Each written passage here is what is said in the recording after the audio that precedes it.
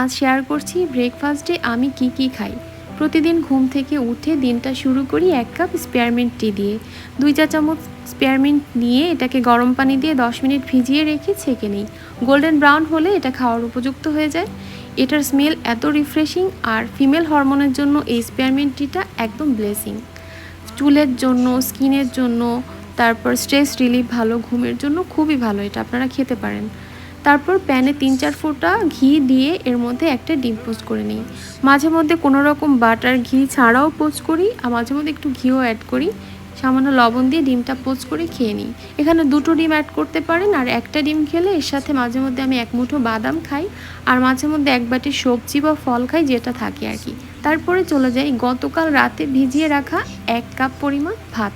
ভাতের সাথে লেবুর রস, একটুখানি রসুন কুচি, কাঁচামরিচ থাকলে দিতে পারেন, আর কাঁচামরিচ বাদ দিয়ে শুধুমাত্র পোড়ামরিচটাও ব্যবহার করতে পারেন, তো স্মেল ভালো হয়।